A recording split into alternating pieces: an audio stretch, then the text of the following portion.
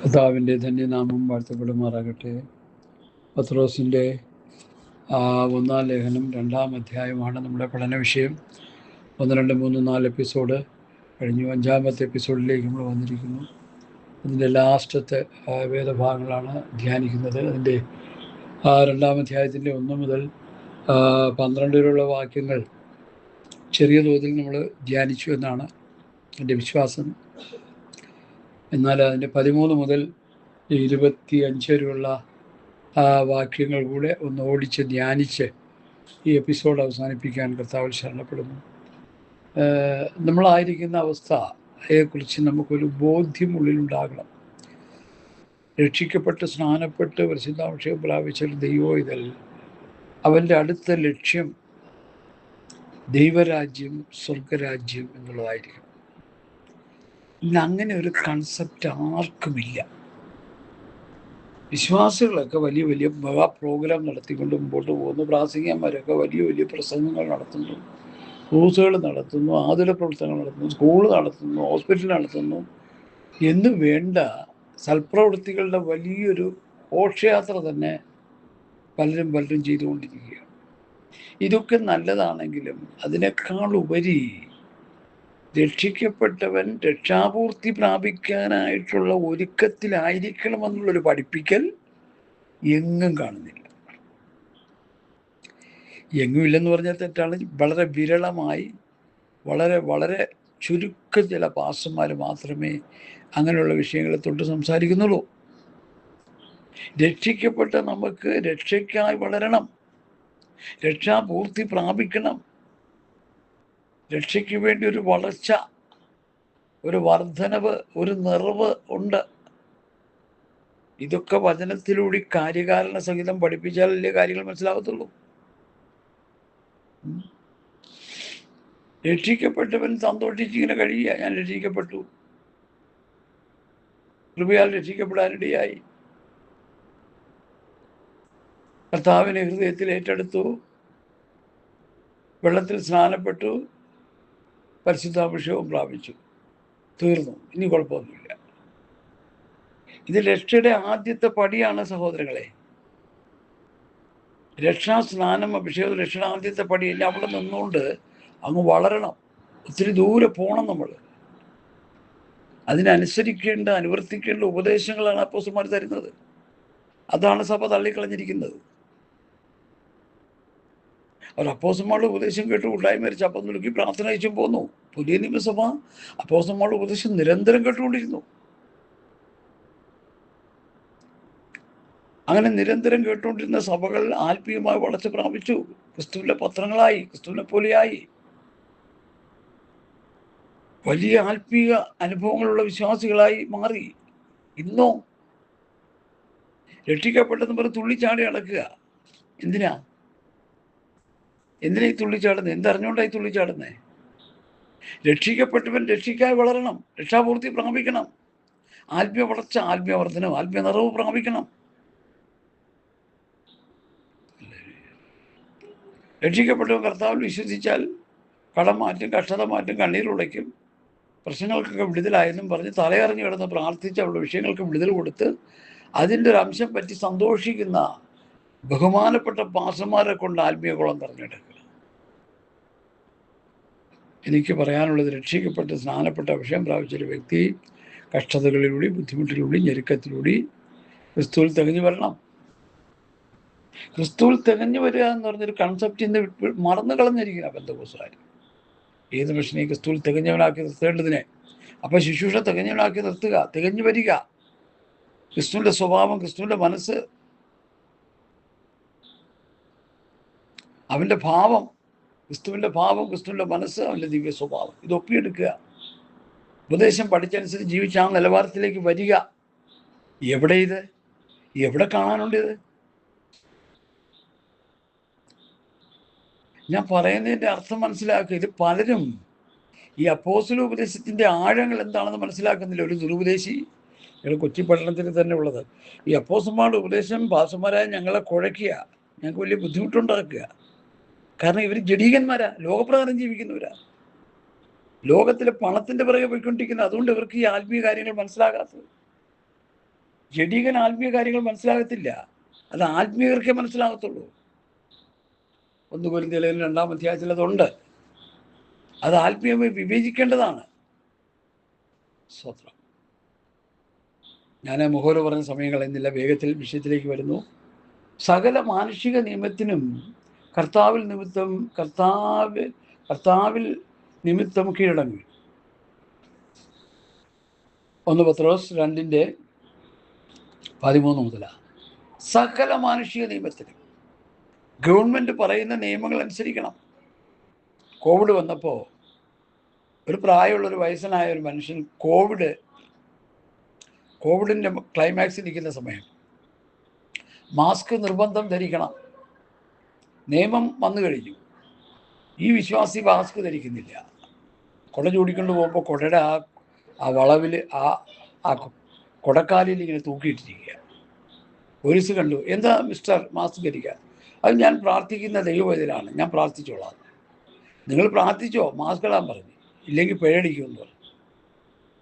ഗത്യന്തരമില്ലാതെ പിഴയടിക്കേണ്ടി വന്നു. മാനുഷിക നിയമത്തിന് കീഴ്പ്പെടുക, നമ്മൾ ഭരിക്കുന്ന ഭരണാധികാരികൾക്ക് കീഴ്പ്പെടുക. തുമ്പും വെളിവില്ലാത്ത കുറേ വിശ്വാസികളുണ്ട്. ഞാൻ വചനമനുസരിച്ച് ജീവിക്കുന്നത് എന്തിന്? ലോകത്ത് ജീവിക്കുകയാണ്, ഇവിടുത്തെ നിയമം അനുസരിച്ചിരിക്കണം. അത് അപ്പോസ്തലൻ പഠിപ്പിക്കുക.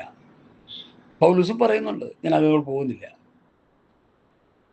ഹല്ലേലൂയ, സ്തോത്രം. ശ്രേഷ്ഠാധികാരം എന്ന് വെച്ച് രാജാവിനും ദുഷ്പ്രവൃത്തിക്കാരുടെ ദണ്ഡനത്തിനും സൽപ്രവൃത്തിക്കാരുടെ മാനത്തിനുമായി അവനാൽ അയക്കപ്പെട്ടവൻ എന്ന് വെച്ച് നാടുവാഴികൾക്കും കീഴടങ്ങുവിൻ. നാടുവാഴികൾ, മന്ത്രിമാര്, ഭരണം നടത്തുന്നവര്. നാട്ടുഭരണമായിരുന്നല്ലോ ഇന്ത്യ മുഴുവൻ. 300 ചില്ലുവാനും രാജാക്കന്മാർ ഭരിച്ചിരുന്ന ഒരു നാടാണെന്നാണ് ഇന്ത്യയെക്കുറിച്ചൊരു ചരിത്ര പുസ്തകം പഠിച്ചൊരു വ്യക്തി പറഞ്ഞത് ഞാൻ കേട്ടത്. സ്തോത്രം. പോട്ടെ, ഇവിടെ ഹല്ലേലൂയ,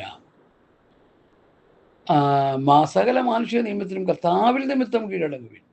ശ്രേഷ്ഠാധികാരം എന്ന് വെച്ച് രാജാവിനും ദുഷ്പ്രവൃത്തിക്കാരുടെ ദണ്ഡനത്തിനും സൽപ്രവൃത്തിക്കാരുടെ മാനത്തിനുമായി അവനാൽ അയക്കപ്പെട്ടവൻ എന്ന് വെച്ച് നാടുവാഴികൾക്കും കീഴടങ്ങും. നിങ്ങൾ നന്മ ചെയ്തുകൊണ്ട് ബുദ്ധിയില്ലാത്ത മനുഷ്യരുടെ പോഷത്വം മിണ്ടാതേക്കണം എന്നുള്ളത് ദൈവീഷ്ടമാകും. ഇവിടെ പറയുന്ന ദൈവീഷ്ടം ഒരു ഭയങ്കര ദൈവീഷ്ടമാണ്. എന്താ? നിങ്ങൾ നന്മ ചെയ്തുകൊണ്ട് ബുദ്ധിയില്ലാത്ത മനുഷ്യരുടെ പോഷത്വം മിണ്ടാതാക്കണം എന്നുള്ളത് ദൈവേഷ്ടമാകുന്നു. സ്തോത്രം. നന്മ ചെയ്തുകൊണ്ടാണ് ദൈവേഷ്ടം ചെയ്യേണ്ടത്, തിന്മ ചെയ്തുകൊണ്ടല്ല. ഇന്ന് പലരും തിന്മ ചെയ്ത് തിന്മയിൽ മുഴുകിക്കിടക്കുക. ഹല്ലേലൂയ, സ്തോത്രം. നിങ്ങൾ നന്മ ചെയ്തുകൊണ്ട് ബുദ്ധിയില്ലാത്ത മനുഷ്യരുടെ പോഷത്വം മിണ്ടാതാക്കണം എന്നുള്ളത് ദൈവേഷ്ടമാകുന്നു.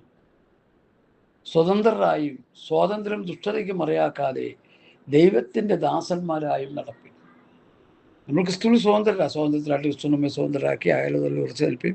അടിമുഖത്തിൽ പിന്നെയും കുടുങ്ങിപ്പോകരുത്. ഗലാത്യർ 5-ന്റെ ആദ്യത്തെ വേദഭാഗങ്ങളാണ്. നമ്മൾ ക്രിസ്തുവിൽ സ്വതന്ത്രരാണ്. ആ സ്വതന്ത്രരായ നാം മറ്റുള്ളവർക്ക് അടിമകളാകരുത്. ക്രിസ്തുവിൻ്റെ അടിമയായിട്ടിരുന്നോളാം. ക്രിസ്തുവിൻ്റെ അടിമയായിട്ട് ജീവിതം മുഴുവൻ നമ്മൾ കഴിച്ചോളാം, ഒരു കുഴപ്പമില്ല. ഹല്ലേലൂയ. ഞാൻ അവിടെ നിൽക്കുന്നില്ല, വേഗത്തിൽ മുമ്പോട്ട് പോവുകയാണ്. അടുത്ത്, എല്ലാവരെയും ബഹുമാനിപ്പിൻ, സഹോദരവർഗത്തെ സ്നേഹിപ്പിൻ, ദൈവത്തെ ഭയപ്പെടുവിൻ, രാജാവിനെ ബഹുമാനിപ്പിൻ. ലോകത്തുള്ള മനുഷ്യരെയൊക്കെ നമ്മൾ ബഹുമാനിക്കണം, റെസ്പെക്റ്റ് ചെയ്യണം. ഗീവ് റെസ്പെക്ട്, ടേക്ക് റെസ്പെക്ട് എന്നാണ് പണ്ട് സായിപ്പാർ പഴമൊഴി പറഞ്ഞുകൊണ്ടിരിക്കുന്നത്. എല്ലാവരെയും ബഹുമാനിക്കണം, സഹോദരവർഗത്തെ സ്നേഹിക്കണം, ദൈവസ്നേഹത്താൽ സ്നേഹിക്കണം, ദൈവത്തെ ഭയപ്പെടണം. ഹല്ലേലൂയ. രാജാവിനെ ബഹുമാനിക്കണം. അവിടെ ഞാൻ നിൽക്കുന്നില്ല, മുമ്പോട്ട് പോവുകയാണ്. അടുത്ത്, വേലക്കാരെ പൂർണ്ണ ഭയത്തോടെ, സ്വത്രം, യജമാനന്മാർക്ക് നല്ലവർക്കും ശാന്തന്മാർക്ക് മാത്രമല്ല മൂർഖന്മാർക്ക് കൂടെ കീഴടങ്ങിയിരിക്കാനാണ് പ്രമാണം. സ്വതന്ത്രം. വേലക്കാരൻ ഉദ്ദേശിക്കുന്നത് രണ്ട് നിലയിലാകാം. ലോകത്തിലെ ഭൗതിക കാര്യങ്ങൾ ചെയ്യുന്ന വേലക്കാരാണെന്ന് വെച്ചാൽ അങ്ങനെയുമാകാം. അല്ലെങ്കിൽ കർത്താവിൻ്റെ മഹത്വമുള്ള വേല ചെയ്യുന്നവർ. ഇവിടെ ഇത് ഉദ്ദേശിക്കുന്നത് കർത്താവിൻ്റെ വേല എന്ന് തന്നെയാണ്. വേലക്കാരെ, കാരണം വേല ചെയ്യാത്തവൻ ഭക്ഷിക്കാൻ പാടില്ലെന്ന് പുസ്തകത്തിൽ പ്രമാണമുണ്ട്. നിങ്ങളിൽ പലരും വേല ചെയ്യാതെ, തെസ്സലോനിക്ക ലേഖനത്തിൽ പൗലോസ് പറയുന്നൊരു കംപ്ലൈൻറ്റാ. പല കാര്യം നോക്കി നടക്കുന്നു വേല ചെയ്യാതെ. സമാധാനത്തോടെ വേല ചെയ്ത് അഹോവൃത്തി കഴിക്കണം എന്ന് പറയുന്നുണ്ട്. ഇവിടെ വേലക്കാരെ പൂർണ്ണ ഭയത്തോടെ യജമാനന്മാർക്കും നല്ലവർക്കും ശാന്തന്മാർക്കും മാത്രമല്ല മൂർഖന്മാർക്കും കൂടി കീഴടങ്ങിയിരിക്കും.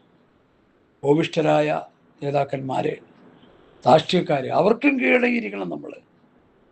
സ്തോത്രം. ഹല്ലേലൂയ. ഒരുത്തൻ ദൈവത്തെക്കുറിച്ച് മനോബോധ നിമിത്തം അന്യായമായി കഷ്ടവും ദുഃഖവും സഹിച്ചാൽ അത് പ്രസാദമാകുന്നു. നിങ്ങൾ കുറ്റം ചെയ്തിട്ട് അടികൊള്ളുന്നത് സഹിച്ചാൽ എന്ത് യശസ്സുള്ളൂ? അല്ല, നന്മ ചെയ്തിട്ട് കഷ്ടം സഹിച്ചാൽ അത് ദൈവത്തിന് പ്രസാദം. അതിനായിട്ടല്ലോ നിങ്ങളെ വിളിച്ചിരിക്കുന്നത്. നന്മ ചെയ്ത് കഷ്ടം സഹിക്കുക, തിന്മ ചെയ്ത് കഷ്ടം സഹിക്കുകയല്ല, നന്മ ചെയ്ത് കഷ്ടം സഹിക്കുക. കർത്താവ് അങ്ങനെ ചെയ്തത്. നന്മ ചെയ്തിട്ടാണ് കർത്താവ് കഷ്ടം സഹിച്ചത്. കർത്താവ് ആർക്കും ഒരു ദോഷവും ചെയ്തില്ല. ആ കർത്താവിൻ്റെ ഫോളോവേഴ്സായിട്ടുള്ള നമ്മളും അത് തന്നെ ചെയ്യണം. ഹല്ലേലൂയ. സ്തോത്രം. നമ്മൾ എന്തിനാ കഷ്ടം അനുഭവിക്കുന്നേ? നമ്മുടെ ജീവിതത്തിൻ്റെ ക്രമക്കേട് കൊണ്ട്. സ്തോത്രം. അനുസരണക്കേട് കൊണ്ട്. സ്തോത്രം. അനുസരണക്കെട്ട ആദാമിനോടുള്ള നീ വേർപ്പോടെ ഭക്ഷിക്കും. അനുസരണക്കേട് കാണിച്ചുകൊണ്ട്. ഹല്ലേലൂയ. സ്തോത്രം, സ്തോത്രം, സ്തോത്രം, സ്തോത്രം. അടുത്തത്, നിങ്ങൾ കുറ്റം ചെയ്തിട്ട് അടികൊള്ളുന്നത് സഹിച്ചാൽ എന്ത് യശസ്സുള്ളൂ? അല്ല, നന്മ ചെയ്തിട്ട് കഷ്ടം സഹിച്ചാൽ അത് ദൈവത്തിന് പ്രസാദമാകുന്നു. അതിനായിട്ടല്ലോ നിങ്ങളെ വിളിച്ചിരിക്കുന്നത്. അപ്പം നന്മ ചെയ്ത് കഷ്ടം സഹിക്കാനാണ് നമ്മൾ വിളിച്ചിരിക്കുന്നത്. സ്തോത്രം. തിന്മ ചെയ്യാനല്ല, നന്മ ചെയ്യാനാ. Praise the Lord. ഇന്ന് പലരും തിന്മ ചെയ്തുകൊണ്ടിരിക്കുന്നേ. വചനത്തെ കൂട്ടിക്കളയുമ്പോൾ, കൂട്ടി ചേർക്കുമ്പോൾ, മറിച്ച് കളയുമ്പോൾ തിന്മ ചെയ്തുകൊണ്ടിരിക്കുന്നേ. ഹല്ലേലൂയ. നന്മ ചെയ്ത് കഷ്ടം സഹിച്ചാൽ അത് ദൈവത്തിന് പ്രസാദമാണ്. അതിനായിട്ടല്ലോ നിങ്ങൾ വിളിച്ചിരിക്കുന്നത്. ക്രിസ്തു നിങ്ങൾക്ക് വേണ്ടി കഷ്ടം അനുഭവിച്ചു. നിങ്ങൾ അവൻ്റെ കാഴ്ചയോട് ബന്ധുവാൻ ഒരു മാതൃക വെച്ചേച്ച് പോയിരിക്കുന്നു. കഷ്ടതയെക്കുറിച്ച് പത്രോസിൻ്റെ ശക്തമായ പ്രബോധനമാണ്. പത്രോസും പൗലോസുമാണ് കഷ്ടതയെക്കുറിച്ച് ശക്തമായി പറഞ്ഞിരിക്കുന്നത്. അപ്പം അതിൽ ഇവിടെ പറയുന്ന ആ സ്റ്റേറ്റ്മെൻറ്റ് ഒന്ന് പഠിക്കേണ്ടത് തന്നെയാണ് നമ്മൾ. ക്രിസ്തു നിങ്ങൾക്ക് വേണ്ടി കഷ്ടം അനുഭവിച്ചു. നിങ്ങൾ അവൻ്റെ കാഴ്ചയോട് ബന്ധുവാൻ ഒരു മാതൃക വെച്ചേച്ചു പോയി. കർത്താവ് നമുക്ക് വേണ്ടി കഷ്ടം അനുഭവിച്ചത്. ആ കഷ്ടം അനുഭവിച്ചതിനെ കർത്താവിനെ ഫോളോ ചെയ്യാനാ പൗലോസ് പറയുന്നത്, പത്രോസ് പറയുന്നത്. ഹല്ലേലൂയ. ഇന്ന് കഷ്ടത ആർക്കും വേണ്ട, ബുദ്ധിമുട്ട് ആർക്കും വേണ്ട, ഞെരുക്കങ്ങൾ വേണ്ട, ഇടുക്കമുള്ള വഴി വേണ്ട, വിശാലമുള്ള വഴി മതി. അപകടം, അപകടം, അപകടം. ഒത്തെന്നെങ്കിലും അനുഭവിച്ച കഷ്ടങ്ങളാൽ അനുസരണം പിടിച്ച് തികഞ്ഞവനായി. ഞാൻ എപ്പോഴും പറയുന്ന വാക്യമാണ്. യേശുക്രിസ്തു ദൈവപുത്രനായിരുന്നിട്ട് പോലും കഷ്ടത അനുഭവിച്ച് തികഞ്ഞു വരേണ്ട ഒരു പ്രോസസ്സിങ് അവിടെ കിടപ്പുണ്ട്. അതാരും പ്രസംഗിക്കത്തില്ല. ആർക്കും കഷ്ടത സ്വത്രം സ്വീകാര്യമല്ല. അത് ശാപമായിട്ട് കാണുക. കഷ്ടത സഹിഷ്ണുതയും, സഹിഷ്ണുത സിദ്ധതയും, സിദ്ധത പ്രത്യാശ ഉളവാക്കുന്നു എന്നുള്ളത് കഷ്ടങ്ങളിൽ പ്രശംസിക്കുന്നു. സ്വത്രം. കഷ്ടതയിൽ തികഞ്ഞു വരണം. ഹല്ലേലൂയ. ഞാൻ അവിടെയും നിൽക്കുന്നില്ല. അടുത്ത്, ഒരുത്തൻ ദൈവത്തെക്കുറിച്ച് മനോബോധം നിമിത്തം അന്യായമായി കഷ്ടവും ദുഃഖവും സഹിച്ചാൽ അത് ദൈവത്തിന് പ്രസാദമാകും. നിങ്ങൾ കുറ്റം ചെയ്തിട്ട് അടികൊള്ളുന്നത് സഹിച്ചാൽ എന്ത് യശസ്സുള്ളൂ? അല്ല, നന്മ ചെയ്തിട്ട് കഷ്ടം സഹിച്ചാൽ അത് ദൈവത്തിന് പ്രസാദം. അപ്പം ദൈവത്തിന് പ്രസാദം എന്താ? നന്മ ചെയ്ത് കഷ്ടം സഹിക്കുക, തിന്മ ചെയ്ത് കഷ്ടം സഹിക്കാതെ, അനുസരണക്കേട് കൊണ്ട് കഷ്ടം സഹിക്കാതെ, വിശുദ്ധനായി ജീവിച്ച്, ആർക്കും ഒരു ദോഷം ചെയ്യാതെ ജീവിച്ച്, കഷ്ടം സഹിക്കുന്നതാണ് ഏറ്റവും മനോഹരമെന്ന് പത്രോസ് ഇവിടെ പഠിപ്പിക്കുകയാണ്. ഹല്ലേലൂയ. ക്രിസ്തു നിങ്ങൾക്ക് വേണ്ടി കഷ്ടം അനുഭവിച്ചു. നിങ്ങളവൻ്റെ കാൽച്ചുവട് പിന്തുടരാൻ മാതൃക വെച്ചേച്ചു പോയിരിക്കുന്നു. നമുക്ക് മാതൃകാപുരുഷൻ ക്രിസ്തുവാണ്. നമ്മുടെ മാതൃക കർത്താവാണ്. കർത്താവിൻ്റെ സ്വഭാവം, കർത്താവിൻ്റെ മനസ്സ്, അത് നമ്മൾ പ്രാപിച്ചെടുക്കണം. ഹല്ലേലൂയ, ഹല്ലേലൂയ, ഹല്ലേലൂയ, ഹല്ലേലൂയ. സ്തോത്രം. ക്രിസ്തു നിങ്ങൾക്ക് വേണ്ടി കഷ്ടം അനുഭവിച്ചു. നിങ്ങളവൻ്റെ കാൽച്ചുവട് പിന്തുടരുവാൻ മാതൃക വെച്ചേച്ചു പോയിരിക്കുന്നു. അവൻ പാപം ചെയ്തിട്ടില്ല. അവൻ്റെ വായിൽ വഞ്ചന ഒന്നും ഉണ്ടായിരുന്നില്ല. തന്നെ ശകാരിച്ചിട്ട് പകരം ശകാരിക്കാതെയും. എന്നെ ഏറ്റവും സന്തോഷിപ്പിച്ച, ബലപ്പെടുത്തുന്ന ഒരു വേദഭാഗമാണ് നമ്മളിപ്പോൾ ഇവിടെ വായിച്ചു നിർത്തിയിട്ട്. തന്നെ ശകാരിച്ചിട്ട് പകരം ശകാരിക്കാത്ത കർത്താവ്. നമ്മളാണെങ്കിലോ 1 പറഞ്ഞാൽ 10 പറഞ്ഞിരിക്കും. ഞാൻ നിങ്ങളുടെ സ്വഭാവം അങ്ങനെയാണ്. രക്ഷിക്കപ്പെട്ട് സ്നാനപ്പെട്ട് പരിശുദ്ധാംശം പ്രാപിച്ചു, ശരി. പാപത്തെ സ്വാതന്ത്ര്യം പ്രാപിക്കാനുള്ള വചനങ്ങൾ പഠിച്ചില്ല. എങ്ങനെയാണ് പാപത്തെ സ്വാതന്ത്ര്യം പ്രാപിക്കുന്നത്? നിങ്ങളെ പഠിപ്പിച്ച ഉപദേശരൂപം ഹൃദയപൂർവ്വം അനുസരിച്ച് പാപത്തെ സ്വാതന്ത്ര്യം പ്രാപിച്ച് നീതിക്ക് ദാസനായി നീതിയിൽ വിശുദ്ധീകരണം പ്രാപിച്ചുകൊണ്ടിരിക്കുക ഏറ്റവും പ്രധാനപ്പെട്ട ഒരു ഉപദേശമാണ്. ഹല്ലേലൂയ, സ്തോത്രം. അവൻ പാപം ചെയ്തിട്ട് അവൻ്റെ വായിൽ വഞ്ചന ഒന്നും ഉണ്ടായിരുന്നില്ല. തന്നെ ശകാരിച്ചിട്ട് പകരം ശകാരിക്കാതെ, കഷ്ടം അനുഭവിച്ചിട്ട് ഭീഷണം പറയാതെ, ന്യായമായി വിധിക്കുന്നുവെങ്കിൽ കാര്യം ഫലമേൽപ്പിക്കുക അത്രയേ ചെയ്തു. സഹോദരങ്ങളെ, എത്ര മനോഹരമായൊരു സ്റ്റേറ്റ്മെൻ്റ് അവിടെ പറയുന്നത്. പകരം ശകാരിച്ചില്ല. കോടതി കയറുന്ന പാസ്റ്റർമാർ, കോടതി കയറുന്ന വിശ്വാസികൾ ഈ വിഷയമൊന്ന് നന്നായിട്ട് മനസ്സിലാക്കണം നിങ്ങൾ.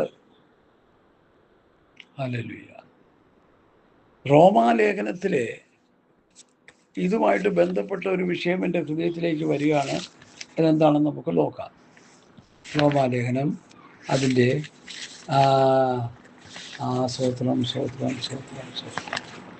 12-ാമത്തെ അധ്യായത്തിലേക്ക് ഞാൻ നിങ്ങളുടെ ശ്രദ്ധയെ ക്ഷമിക്കുകയാണ്. റോമർ 12-ാം അധ്യായം വളരെ ശ്രദ്ധിച്ച് പഠിക്കേണ്ട ഒരു വിഷയമാണ്.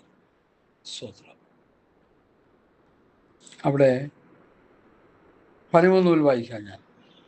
കഷ്ടതയിൽ സഹിഷ്ണുത കാണിപ്പിൻ, പ്രാർത്ഥനയിൽ ഉറ്റിരിപ്പിൻ, വിശുദ്ധന്മാരുടെ ആവശ്യങ്ങളിൽ കൂട്ടായ്മ കാണിക്കുകയും അതിഥി സൽക്കാരം ആചരിക്കുകയും ചെയ്യുവിൻ.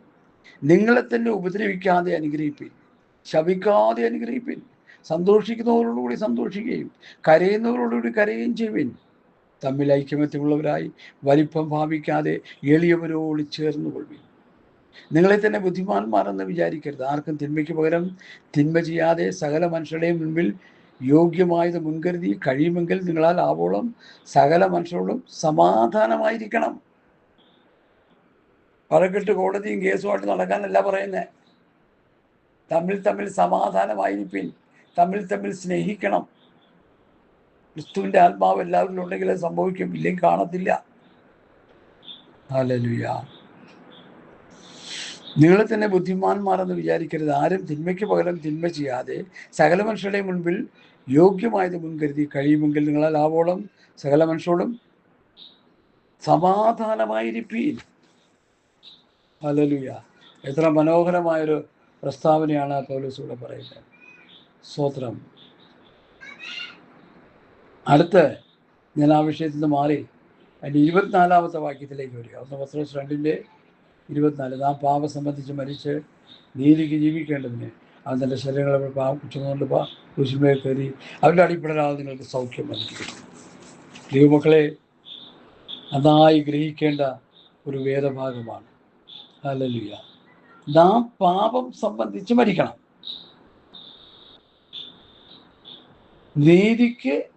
മരിച്ച് നീതിക്ക് ജീവിക്കേണ്ടതിന് അവൻ തൻ്റെ ശരീരത്തിലുള്ള പാപങ്ങളെ ചുവന്നുകൊണ്ട് കുരിശിന്മേൽ കയറി അവൻ്റെ അടിപ്പെടലാതെ നിങ്ങൾക്ക് സൗഖ്യം വന്നിരിക്കുന്നു. പാപം സംബന്ധിച്ച് മരിച്ച് നീതി ചെയ്യാനിടയായി തീരണം. ഇത് പാപം ചെയ്തുകൊണ്ടിരിക്കുന്നവരാ പാസ്റ്റർമാരും വിശ്വാസികളും നല്ല ശതമാനം. പോസ്റ്റർമാരുടെ ഉപദേശം പഠിച്ചു വരുമ്പോൾ നമുക്കത് കാണാൻ കഴിയും. ഹല്ലേലൂയ. പാപസംബന്ധം മരിച്ച് നീതിക്ക് ജീവിക്കണം. ഞാൻ ക്രിസ്തുവിനോട് ക്രൂശിക്കപ്പെട്ടു, ക്രിസ്തുവിനോട് മരിച്ചു, അടക്കപ്പെട്ടു, ഉയർത്തെഴുന്നേറ്റു. ഇനി ജീവിക്കുന്ന ഞാനല്ല, ക്രിസ്തു അത്രേ എന്നിൽ ജീവിക്കുന്നത്. മഹത്വത്തിൻ്റെ പ്രത്യാശയായ ക്രിസ്തു നിങ്ങളിൽ ഇരിക്കുന്നു. എത്ര മനോഹരമായ വചനങ്ങളാണ് ഇന്ന് രാത്രി നമ്മൾ സത്യവേദ പുസ്തകത്തിലൂടെ പഠിക്കാനായിട്ട് ശ്രമിക്കുന്നത്. ഹല്ലേലൂയ. നാം പാപം സംബന്ധിച്ച് മരിച്ച് നീതിക്ക് ജീവിക്കണം. നീതിക്ക് ജീവിക്കേണ്ടതിന് അവൻ തൻ്റെ ശരീരത്തിലുള്ള പാപങ്ങളെ ചുമന്ന് ക്രൂശിന്മേൽ കയറി അവൻ്റെ അടിപ്പെടാതെ നമുക്ക് സൗഖ്യം വന്നിരിക്കുന്നു. പാപസംബന്ധമായി മരിച്ച് നീതി ചെയ്തുകൊണ്ടിരിക്കണം. ഓരോ ദിവസവും നീതി ചെയ്യണം. നീതി ചെയ്യുക, വചനം അനുസരിക്കുക, അനുസരണം അനുസരിക്കുക. അതാ കർത്താവ് നമ്മളെക്കുറിച്ച് ആഗ്രഹിക്കുന്നത്. നമുക്ക് വലിയ പ്രസംഗവും മഹാമീറ്റിങ്ങുകളും കാര്യങ്ങളൊക്കെ പ്രാർത്ഥിക്കാനും വചനം ധ്യാനിക്കാനൊന്നും സമയമില്ല. ഒരു പോക്കങ്ങ് പോവുക. അപകടം മണത്തതുകൊണ്ട് ഞാൻ പറയുന്നത്. ഹല്ലേലൂയ. നാം പാപം സംബന്ധിച്ചും മരിക്കണം, നീതിക്ക് ജീവിക്കണം. അതിനായിട്ട് എന്ത് ചെയ്തു? അവൻ തൻ്റെ ശരീരത്തിൽ നമ്മുടെ പാപങ്ങളെ ചുമന്നുകൊണ്ട് ക്രൂശിന്മേൽ കയറി അവരുടെ അടിപ്പിടാതെ നമുക്ക് സൗഖ്യം വന്നിരിക്കുന്നു. അപ്പോൾ ഈ അപ്പോസ്തലന്മാരുടെ ഉപദേശം വേണ്ട രീതിയിൽ അങ്ങോട്ട് ഗ്രഹിക്കുന്നില്ല പലരും. പാപം സംബന്ധിച്ച് നാം മരിച്ചു, ഞാൻ ക്രിസ്തുവോട് ക്രൂശിക്കപ്പെട്ടു, അടക്കപ്പെട്ടു, ആത്മീയമായി ഉയർത്തെഴുന്നേറ്റു, വൻ കാര്യങ്ങളൊക്കെ ചെയ്തു. പക്ഷേ ചെയ്യേണ്ടതൊന്നും ചെയ്തില്ല എന്ന് പറഞ്ഞ പോലെ ആയിപ്പോയി കാര്യങ്ങൾ. എന്നെ കേൾക്കുന്ന പ്രിയപ്പെട്ടവരെ, നാം പാപസംബന്ധമായി മരിച്ച് നീതിക്ക് ജീവിക്കേണ്ടതിന് അവൻ തൻ്റെ ശരീരത്തിലുള്ള പാപങ്ങളെ ചുമന്നുകൊണ്ട് ക്രൂശിന്മേൽ കയറി അവൻ്റെ അടിപ്പിടാതെ നമുക്ക് സൗഖ്യം വന്നിരിക്കുന്നു. ഹല്ലേലൂയ. ഒരു വിശ്വാസി പാപത്തിൻ്റെ ദാസനായിരുന്നുവെങ്കിലും യോഹന്നാൻ 6 അതിൽ പഠിപ്പിക്കുന്നത്, പാപത്തിൻ്റെ ദാസന്മാരായിരുന്നെങ്കിലും പഠിപ്പിച്ച ഉപദേശരൂപം ഹൃദയപൂർവ്വം അനുസരിച്ച് പാപത്തിന് സ്വാതന്ത്ര്യം, നീതിക്ക് ദാസനായി. പാപത്തിന് സ്വാതന്ത്ര്യം കിട്ടുന്നത്, പാപത്തിന് സ്വാതന്ത്ര്യം പ്രാപിക്കുന്നത് നീതിക്ക് ദാസനാകാനാ. പാപത്തിന് സ്വാതന്ത്ര്യം പ്രാപിച്ച് നീതിക്ക് ദാസനാകുക. പാപത്തിന് സ്വാതന്ത്ര്യം, പാപത്തിൻ്റെ ഉറവിടം പിശാചിൻ്റെ പ്രവൃത്തിയിൽ നിന്ന് ജീവൻ പ്രാപിച്ചു കഴിയുമ്പോഴാണ് നമ്മൾ ക്രിസ്തുവിൻ്റെ മകനായി, മകളായി, വീണ്ടെടുക്കപ്പെട്ടവരായി, ദത്തെടുക്കപ്പെട്ടവരായി, വിലയ്ക്ക് വാങ്ങിയവരായി നമ്മൾ കാണപ്പെടുന്നത്. ഇത് മറന്നു പോകരുത്. ഹല്ലേലൂയ. സ്തോത്രം, സ്തോത്രം, സ്തോത്രം. നാം പാപം സംബന്ധിച്ച് മരിച്ച് നീതിക്ക് ജീവിക്കേണ്ടതിന് അവൻ തൻ്റെ ശരീരത്തിൽ നമ്മുടെ പാപങ്ങളെ ചുമന്നുകൊണ്ട് ക്രൂശിന്മേൽ കയറി. യേശുവിൻ്റെ ക്രൂശ് മരണത്തിലൂടെ നമുക്ക് പാപമോചനമുണ്ട്, രോഗശാന്തിയുമുണ്ട്. വിശ്വാസത്താൽ അത് പ്രാപിക്കാൻ നമുക്ക് കഴിയണം. ഞാൻ പല സന്ദർഭങ്ങളിൽ അത് പ്രാപിച്ചിട്ടുണ്ട്. ഇത്ര സന്തോഷത്തോടെ ഞാൻ പറയുക. എന്നെ കേൾക്കുന്ന പ്രിയപ്പെട്ടവരെ, മാന്യശ്രോതാവേ, നിങ്ങളുടെയും ക്രിസ്ത്യ ജീവിതത്തിൽ ഇത് തന്നെയായിരിക്കണം. അപ്പോസ്തലന്മാർ ചെയ്തതും പറഞ്ഞതും നമ്മൾ അനുകരിക്കണം. നിങ്ങൾ ഞങ്ങളെ അനുകരിപ്പിൻ, നിങ്ങൾ കാണിച്ച മാതൃപ്രകാരം നടക്കുന്നവരെയും കുറിക്കൊള്ളുവീൻ. ഹല്ലേലൂയ. പാപം സംബന്ധിച്ച് മരിച്ച് നീതിക്ക് ജീവിക്കണം. നീതിക്ക് ജീവിക്കേണ്ടത് അവൻ തൻ്റെ ശരീരത്തിനുള്ള പാപങ്ങളെ ചുമന്നുകൊണ്ട് ക്രൂശിന്മേൽ കയറി അവൻ്റെ അടിപ്പിടരാൽ നമുക്ക് സൗഖ്യം വന്നിരിക്കുന്നു. പാപസംബന്ധമായി മരിച്ചവരാണ്, മരിച്ച് കുഴിച്ചിടപ്പെട്ടവരാണ്. ഹല്ലേലൂയ. പാപം ചെയ്ത ദേഹി മരിക്കും. ഇന്നത്തെ ന്യൂ ജനറേഷൻ പാസ്റ്റർമാർ പാപത്തെക്കുറിച്ച് പ്രസംഗിക്കത്തില്ല. അവർ പാപത്തിൽ മുങ്ങിക്കിടക്കില്ല, പിന്നെ എന്നാ പ്രസംഗിക്കാനാ? ഹല്ലേലൂയ. അതുകൊണ്ട് എന്നെ കേൾക്കുന്ന പ്രിയപ്പെട്ടവരെ, ഞാൻ ആ വിമർശനത്തിന് വേണ്ടി പോകുന്നില്ല. നമുക്ക് ഈ വചനങ്ങളനുസരിച്ച് ജീവിച്ച് നിത്യതയ്ക്ക് വേണ്ടി ഒരുങ്ങാം. രക്ഷയ്ക്കായി വിളിച്ചു, രക്ഷയ്ക്കായി തിരഞ്ഞെടുത്തു, രക്ഷയ്ക്ക് വേണ്ടി എല്ലാം ചെയ്തു. പക്ഷേ ആ രക്ഷാപൂർത്തി പ്രാപിക്കുവാൻ ആത്മീക ശൈശവാവസ്ഥ വിട്ട് വചനമനുസരിച്ച് ജീവിച്ചുകൊണ്ടിരിക്കണം. പാപം സംബന്ധിച്ച് മരിച്ച് നീതിക്ക് ജീവിക്കണം. നീതി ചെയ്ത് ജീവിക്കണം. വചനമനുസരിച്ച് ജീവിക്കണം. നീതി ജീവിക്കേണ്ട അവൻ തൻ്റെ ശരീരത്തിലുള്ള പാപങ്ങളെ ചുമന്നുകൊണ്ട് ക്രൂശിന്മേൽ കയറി അവൻ്റെ അടിപ്പിടാതെ സൗഖ്യം വന്നിരിക്കുന്നു. എത്ര മാരകമായ രോഗമാണെങ്കിലും പ്രാർത്ഥിച്ച് കർത്താവിന് സൗഖ്യം പ്രാപിക്കാൻ കഴിയണം. ഹല്ലേലൂയ. സ്തോത്രം. നിങ്ങൾ തെറ്റി ഒഴിയുന്ന ആളുകളെ പോലെ ആയിരുന്നു. ഞാൻ ആ വാക്യം 24 വാക്യം വിട്ടിട്ട് 25 വന്നിരിക്കുക. നിങ്ങൾ തെറ്റി ഒഴിയുന്ന ആളുകളെ പോലെ ആയിരുന്നു. ഇപ്പോഴോ നിങ്ങളുടെ ആത്മാക്കളുടെ ഇടയനും അധ്യക്ഷങ്കനുമായിലേക്ക് സ്തോത്രം മടങ്ങി വന്നിരിക്കുന്നു. പ്രിയമുള്ളവരെ, നമ്മൾ തെറ്റി ഉഴഞ്ഞ് നടന്നവരാണ്. ആദാമ്യ പാപം നിമിത്തം തെറ്റിൽ ജീവിച്ച് തെറ്റിൽ എരിഞ്ഞടങ്ങേണ്ടവരാണ്. സ്തോത്രം, സ്തോത്രം, സ്തോത്രം. കർത്താവ് നമ്മെ രക്ഷിച്ചു. കർത്താവ് നമ്മെ വീണ്ടെടുത്തു, കർത്താവ് നമ്മെ ദത്തെടുത്തു, കർത്താവ് നമ്മെ ഓമനിപ്പേർച്ചിൽ വിളിച്ചു. അപ്പോഴാണ് പാപത്തെ സ്വാതന്ത്ര്യം നമുക്ക് കിട്ടിയത്. പാപത്തെ സ്വാതന്ത്ര്യം പ്രാപിച്ച് നീതിക്ക് ദാസനായി നീതി ചെയ്ത് വിശുദ്ധീകരണം പ്രാപിച്ച് നിത്യജീവനിലേക്ക് നടത്തപ്പെടണം. അതാണ് വ്യവസ്ഥ. ഹല്ലേലൂയ. നമ്മൾ തെറ്റി ഉള്ളുന്ന ആളുകളായിരുന്നു, തെറ്റിപ്പോയവരായിരുന്നു. എന്നാൽ ഇപ്പോഴോ നിങ്ങളുടെ ആത്മാക്കളുടെ ഉടയവനും അധ്യക്ഷനുമായെങ്കിലേക്ക് വന്നിരിക്കുന്നു. സ്വതന്ത്രം. തെറ്റി ഉഴന്ന് നശിച്ചു പോകേണ്ട നമ്മൾ, എന്താ ഇവിടെ പത്രോസ് പറയുന്നത്? ഇപ്പോഴും നിങ്ങളുടെ ആത്മാക്കളുടെ ഇടയനും അധ്യക്ഷനുമായെങ്കിലേക്ക് മടങ്ങി വന്നിരിക്കുന്നു. പോസമ്മയുടെ ഉപദേശത്തിലേക്ക് സഭ മടങ്ങി വരണം. സഭ ന്യായപ്രമാണം നിർത്തി പുതിയ നിയമം പഠിപ്പിക്കണം. ക്രിസ്തുവിൻ്റെ പ്രമാണം, ക്രിസ്തുവിൻ്റെ ഉപദേശം, രാജകീയ ന്യായപ്രമാണം, സ്വാതന്ത്ര്യത്തിൻ്റെ തികഞ്ഞ ന്യായപ്രമാണം, ആദ്യമായ നിലയിൽ ക്രിസ്തുവിൻ്റെ പ്രമാണം നമ്മൾ അനുസരിച്ച് ജീവിച്ച് മുമ്പോട്ട് പോയിക്കൊണ്ടിരിക്കണം. എന്നാലേ നിത്യജീവനിലേക്ക് ചെല്ലത്തുള്ളൂ. നിങ്ങൾ തെറ്റിവീഴുന്ന ആളുകളെപ്പോലെ ആയിരുന്നു ഇപ്പോഴോ നിങ്ങളുടെ ആത്മാക്കളുടെ ഇടയനും അധ്യക്ഷങ്കനുമായിലേക്ക് മടങ്ങി വന്നിരിക്കുന്നു. അതാമ്പി പാപനിമിത്തം പാപം ചെയ്ത് ജീവിച്ചവരാ. സുവിശേഷത്തിൻ്റെ ധ്വനി കേട്ടപ്പോൾ പാപജീവിതം വിട്ട് വിശുദ്ധിയുടെ പാന്താവിലേക്ക് വരാനിടയായി. അതിനെക്കുറിച്ചാണ് ഇവിടെ പഠിപ്പിക്കുന്നത്. ഞാൻ എൻ്റെ വാക്കുകളെ ഇവിടെ ഉപസംഹരിക്കുകയാണ്. നിങ്ങൾ തെറ്റിവിടുന്ന ആളുകളെ പോലെ ആയിരുന്നു ഇപ്പോഴോ നിങ്ങളുടെ ആത്മാക്കളുടെ ഇടയനും അധ്യക്ഷങ്കനുമായിലേക്ക് മടങ്ങി വന്നിരിക്കുന്നു. എഫേസ്യ ലേഖനം പഠിപ്പിക്കുമ്പോൾ പിശാചിനെ ആരാധിച്ചുകൊണ്ടിരുന്ന നമ്മൾ, ജാതികളായിരുന്നു നമ്മൾ. ഇന്ത്യയുടെ ചരിത്രമൊക്കെ എടുത്ത് പഠിച്ചു നോക്കിയാൽ തുണി ഉടുക്കാതെ നടന്ന ജാതികളായിരുന്നു നമ്മൾ. വിവേകമുള്ളവർ, ദൈവമാക്കി വെച്ചവർ വന്ന് വചനമൊക്കെ പഠിപ്പിച്ച് കഴിഞ്ഞപ്പോഴാണ് നമ്മുടെ കണ്ണ് തുറന്നത്. അതുകൊണ്ട് എന്നെ കേൾക്കുന്ന പ്രിയപ്പെട്ടവരെ, ഈ യാഥാർത്ഥ്യം നമ്മൾ മനസ്സിലാകാതെ പോകരുത്. നിങ്ങൾ തെറ്റി ഒഴിയുന്ന ആളുകളെപ്പോലെ ആയിരുന്നു ഇപ്പോഴോ നിങ്ങളുടെ ആത്മാക്കളുടെ ഇടയിലും അധ്യക്ഷങ്ങളുമായിലേക്ക് മടങ്ങി വന്നിരിക്കുന്നു. തെറ്റി ഉഴന്ന് നടന്ന ആട്ടുംകൂട്ടം പത്യവചനം പത്യോപദേശത്തിലേക്ക് മടങ്ങി വന്നു. ആ നിലയിൽ പഠിച്ചാൽ മതി. സ്തോത്രം. എന്തുകൊണ്ടും വളരെ മനോഹരമായ ഒരു ചാപ്റ്റർ ആയിരുന്നു ഒന്ന് പത്രോസിൻ്റെ ലേഖനം 2-ാം അധ്യായം. നാളെ നമ്മൾ 3-ാം അധ്യായത്തിലേക്ക് പ്രവേശിക്കുക.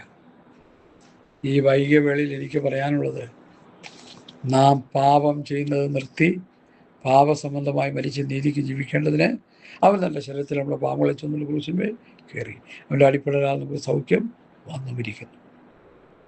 അപ്പോൾ കർത്താവായ യേശുക്രിസ്തുവിൻ്റെ വചനങ്ങൾ ഓരോന്നും അനുസരിച്ച് ജീവിച്ച് നീതി ചെയ്ത് വിശുദ്ധീകരണം പ്രാപിച്ചുകൊണ്ടിരിക്കുക.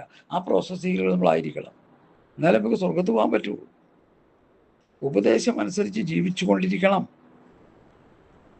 പാപത്തെ സ്വാതന്ത്ര്യം പ്രാപിക്കുന്നത് എങ്ങനെയെന്ന് ചോദിച്ചാൽ ആരും ഒന്നും പറയത്തില്ല. രക്ഷിക്കപ്പെട്ടുകൊണ്ടോ സ്നാനപ്പെട്ടുകൊണ്ടോ അഭിഷേകം പ്രാപിച്ചുകൊണ്ടോ പാപത്തെ സ്വാതന്ത്ര്യം കിട്ടത്തില്ല. പാപത്തെ സ്വാതന്ത്ര്യം ലഭിക്കണമെങ്കിൽ പാപത്തിൻ്റെ ദാസന്മാരായിരുന്നെങ്കിൽ പഠിപ്പിച്ച ഉപദേശ രൂപം ഹൃദയപൂർവ്വം അനുസരിച്ച് പാപത്തെ സ്വാതന്ത്ര്യം പ്രാപിച്ച് നീതിക്ക് ദാസന്മാരായി നീതി ചെയ്ത് വിശുദ്ധീകരണം പ്രാപിച്ച് നിത്യജീവനിലേക്ക് പ്രവേശിക്കുക എന്നുള്ള ഘനമായ ഉപദേശമാണ് അപ്പോസ്തലന്മാർ തരുന്നത്. അതാരും പഠിപ്പിക്കുന്നില്ല. തന്നിമിത്തം പുതിയ നിയമസഭയിലെ വിശ്വാസികൾ ആത്മീയമായി കുരുടന്മാരായി, ദരിദ്രന്മാരായി, നഗ്നന്മാരായി കഴിയുക. ആത്മാവിൽ കണ്ടുകൊണ്ട് പറയുക. അതുകൊണ്ട് എന്നെ കേൾക്കുന്ന പ്രിയപ്പെട്ടവരെ, സ്തോത്രം. ഇപ്പോൾ നിങ്ങൾ ആരാ?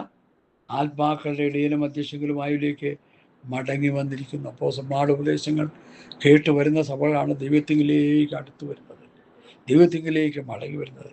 അല്ലാത്തതൊന്നും കർത്താവ് അംഗീകരിക്കത്തില്ല. 100 ആയിരക്കണക്കിന് ഉപദേശങ്ങളുണ്ട് സത്യവേദ പുസ്തകത്തിൽ. പുതിയ നിയമസഭയുടെ ഉപദേശം എന്തെന്ന് ചോദിച്ചാൽ ഒറ്റ വാക്കിൽ, നാം പാപസംബന്ധമായി മരിച്ച് നീതിക്ക് ജീവിക്കേണ്ടതിന് അവൻ്റെ ശരീരത്തിൽ നമ്മളെ പാപങ്ങളെ ചുവന്നുകൊണ്ട് ക്രൂശിന്മേൽ കയറി. സ്തോത്രം. പാപസംബന്ധമായി മരിച്ച് നീതിക്ക് ജീവിക്കണം. പാപം ചെയ്യരുത്. പാപത്തോട് പോരാടണം. പാപത്തെ വിട്ടോടണം.